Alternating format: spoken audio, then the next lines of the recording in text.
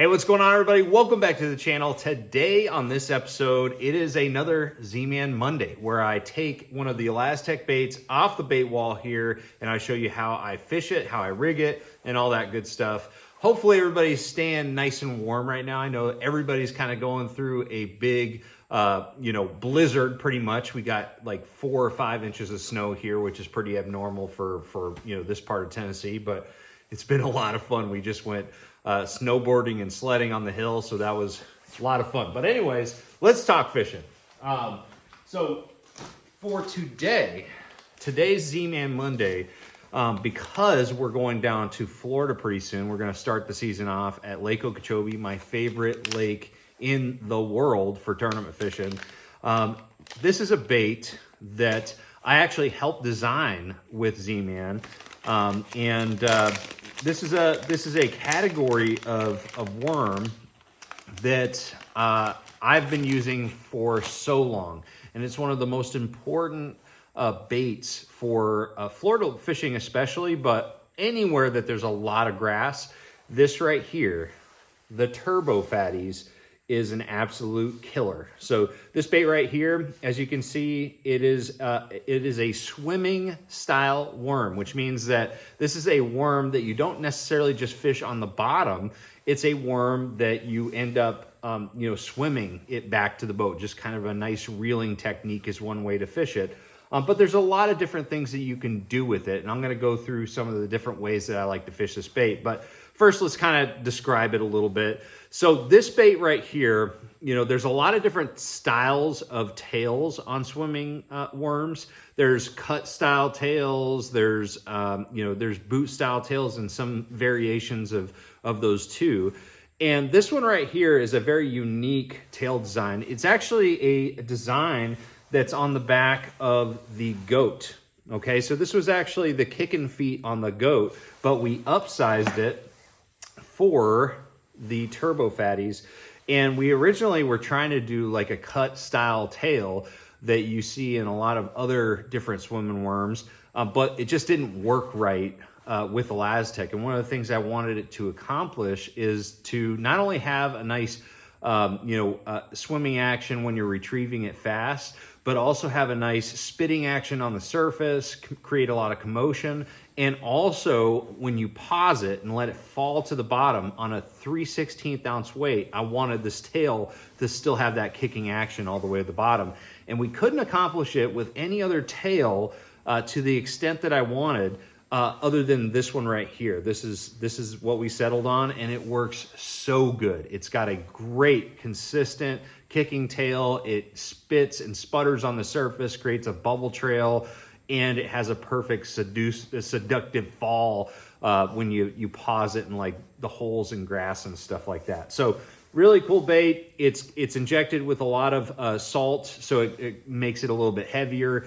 It's a wider body than a lot of the other swimming worms on the market, and that is partly because we wanted something a little bit different, but also because we wanted a bait that was heavy enough to be able to cast very long distances on these grass flats.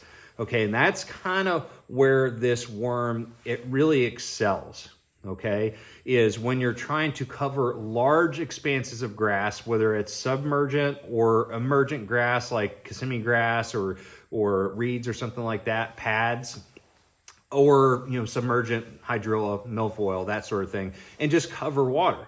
Now, this bait is really good for not only, finding key areas with fish in it, but it's actually a bait that occasionally will be my primary, technique or presentation to really pick that area apart and to catch as many fish as possible. So this is a really important one when I go down to Florida, go up north to some of those grassy lakes up there, anywhere where there's grass. So I'm going to show you a few different ways that I like to rig this bait, starting with kind of the most obvious way to rig this bait. And so we're going to need a 3/16 ounce weight. It doesn't already have a peg in it, which I don't know. Let's just pull the peg out of this one.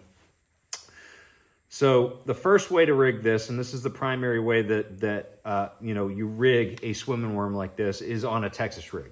So we're essentially going to take our worm hook. I like a Hayabusa WRM 959, okay?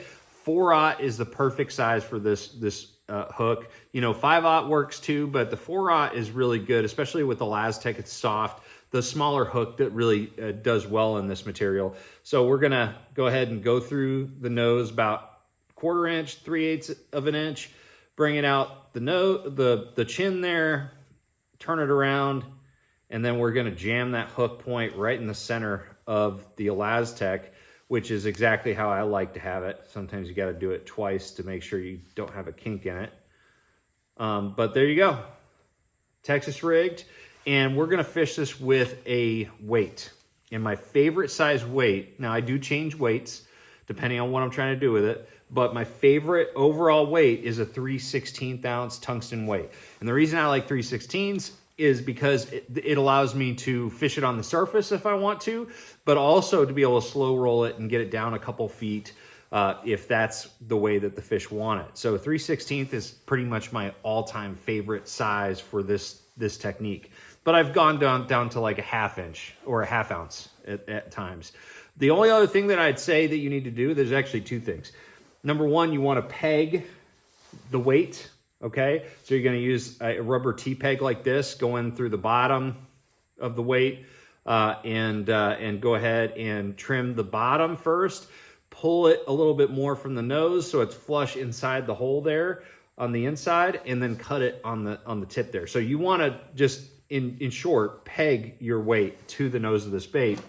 And another thing that I like to do recently is just put a little bit of super glue on the eye of the hook just to keep it locked on. So that is the primary way, and this is what I'm going to be fishing when I go to Okeechobee, where I'm just trying to cover large areas with all different types of vegetation. Okay, just making long casts and reeling it back to the boat, either subsurface or on the surface. That's kind of the biggest key, is figuring out what speed and what part of the water column you need this bait to remain in.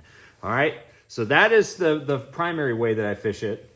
And you fish it in open water too, a lot of times with a lot of grass. So that's another way. But the other thing that I will do with this, and I'm just kind of choosing, since I already have this one out of the pack, random colors. Let me go get scissors real quick because I can't bite it. All right, so the other thing that I do to this bait is I use it as a swim jig trailer. Let me tell you, there's a lot of swim jig trailers out there, but this is one of the best baits that was, I didn't even consider that when we were designing it, but after I started fishing it, I realized, like, man, this is going to be a killer swim jig trailer. So we're going to take our swim jig like this, and this isn't necessarily a color combination that I would use, but it's just because I already had this one out. This is the plum color. But I like to rig it. You can rig it, tail down or tail up, whichever way you like. But you trim it, and really it is a perfect profile for a swim jig. And it swims really, really good. Like this tail has the perfect swimming action. And so this is actually a swim jig trailer I use a lot if I'm trying to imitate a shad or a bluegill, something like that. Now, if I'm trying to imitate like a crawfish, sometimes I'll go with the goat. But this bait right here works really, really good on the back of a swim jig. Another way that I like to fish this bait is on the back of a hard head. All right, so I will take a hard head, like a swing head, like this, and I will grind this thing on the bottom. So yes, it's a fantastic grass bait, but it's also really good for just swimming on the bottom on a hard head like this. So those are some ways that I like to fish it. But all in all, the Turbo Fattyz is absolutely one of my favorite grass baits. It's one of the best, if not the best, for finding fish quickly on a large grass flat. But it's also very versatile. You can do a lot of different things with it, as I've shown you here. So anyways, guys, those are my thoughts on the Turbo Fatty. It is a bait that is near and dear to me because it works, and I also helped design it, so I'm pretty proud of this thing. So anyways, guys, if you have any questions about the Turbo Fatties, drop me a comment below. Other than that, check out the affiliate link below if you want to buy some Turbo Fatties from 44tackle.com. It's a great way to support the channel by using that affiliate link. And then other than that, I'm going to see you guys out on the water. Make sure you like, share, subscribe, and trust the process.